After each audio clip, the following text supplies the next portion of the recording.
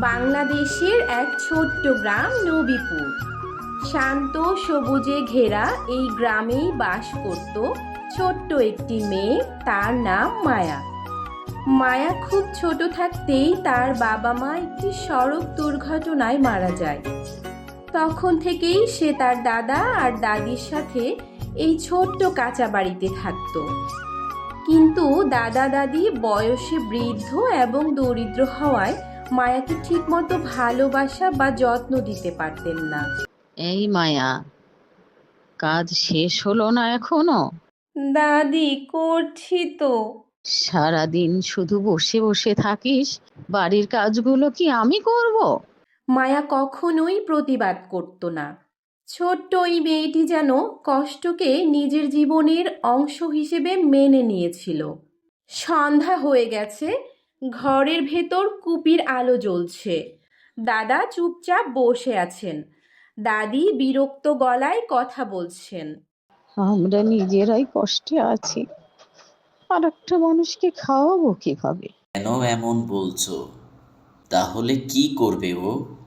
যেখানে খুশি যাক, আমরা আর পারবো না। এই কথাগুলো শুনে ছোট্ট মায়ার বুকটা ভেঙে গেল, কিন্তু সে কিছুই বলল না।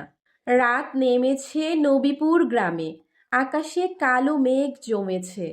হঠাৎ শুরু হলো প্রবল বৃষ্টি। টিনের চালের উপর বৃষ্টির শব্দ পড়ছে টুপটাপ। দরজা খুলে বাইরে বের হয়ে গেল। এই পৃথিবীতে তখন তার আর কোনো ঠিকানা ছিল না, শুধু অন্ধকার রাস্তা আর ঝরতে থাকা বৃষ্টি। বৃষ্টি তখন আরও জোরে পড়ছে। মায়া ভিজে একা একা হাঁটছে গ্রামের মেঠো পথে। তার চোখে ভয়, কষ্ট আর অজানা ভবিষ্যতের চিন্তা। মায়া ধীরে ধীরে রাস্তার পাশে একটি বড় গাছের নিচে বসে পড়ল। মা, তুমি থাকলে আমাকে কেউ তাড়িয়ে দিত না। ঠিক তখন দূর থেকে একটি লণ্ঠনের আলো দেখা গেল। একজন মানুষ ছাতা হাতে এগিয়ে আসছেন।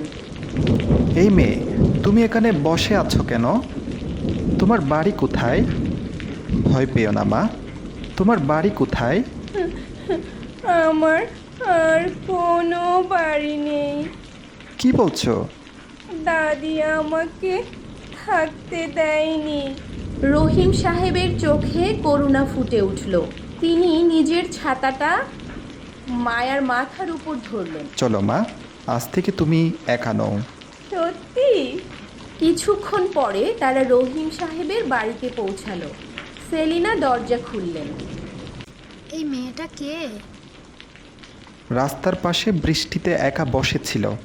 আহারে বাচ্চাটা, ভয় পেও না মা, আজ থেকে এই বাড়ি তোমার বাড়ি। আজ থেকে তুমি আমাদের মেয়ের মতো থাকবে। পরদিন সকালে সূর্যের আলোয় ভরে উঠল বাড়ির উঠোন।